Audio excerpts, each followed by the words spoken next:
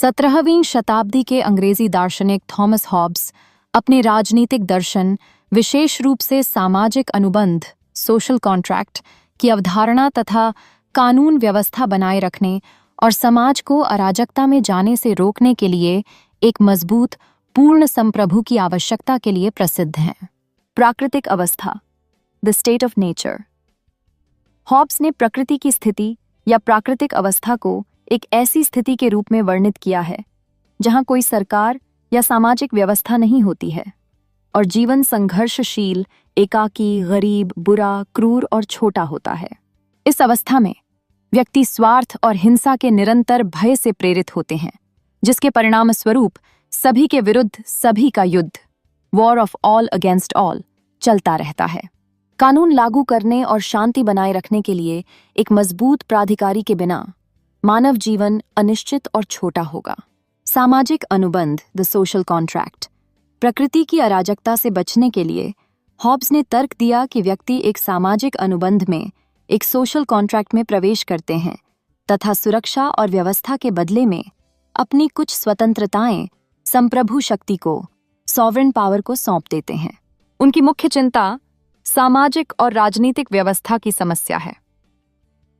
कैसे मनुष्य शांति से एक साथ रह सकते हैं और नागरिक संघर्ष के खतरे और भय से बच सकते हैं। वह कठोर विकल्प प्रस्तुत करते हैं।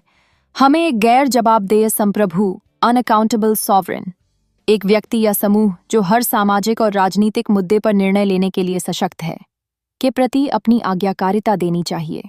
यह सामाजिक अनुबंध व्यक्तियों के बीच एक समझौता है, न कि उनके और संप्रभु के बीच समझौता है, जिसका अर्थ है कि संप्रभु अनुबंध से बंधा नहीं है। संप्रभु, चाहे वह राजा हो, संविधान हो या संसद हो, उनके पास कानून लागू करने तथा लोगों की सुरक्षा और कल्याण सुनिश्चित करने की पूर्ण शक्ति होनी चाहिए। संप्रभु की भूमिका, the role of the sovereign.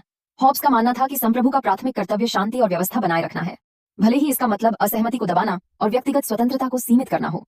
उन्होंने तर्क दिया कि सत्ता का कोई भी विभाजन या संप्रभुता का कमजोर होना अस्थिरता को जन्म देगा तथा प्राकृतिक स्थिति की ओर वापसी होगी। हॉब्स के राजनीतिक दर्शन की व्याख्या अक्सर निरंकुश राजतंत्र के औचित्य के रूप में की जाती है, हालांकि उन्होंने अन्य प्रकार की सरकारों पर भी विचार किया, बशर्ते वे मजबूत हों और व्यवस्था बनाए रखने में सक्षम हों। मानव स्वभाव, ह्यूमन नेचर। हॉब्स का मानव स्वभाव के बारे में निराशावादी दृष्टिकोण था। उनका मानना था कि लोग मुख्य रूप से स्वार्थ और सत्ता की इच्छा से प्रेरित होते हैं। उन्होंने तर्क दिया कि उन्हें नियंत्रित करने वाले किसी मजबूत प्राधिकारी के बिना, विदाउट अ स्ट्रॉन्ग अथॉरिटी, लोग अनिवार्य रूप से ऐसे तरीके से कार्य करेंगे जो उनके लिए और दूसरों के लिए विनाशकारी होगा। मानव प्रकृति का यह दृष्टिकोण एक मजबूत केंद्रीकृत सरकार के लिए उनके तर्क का मुख्य आधार है।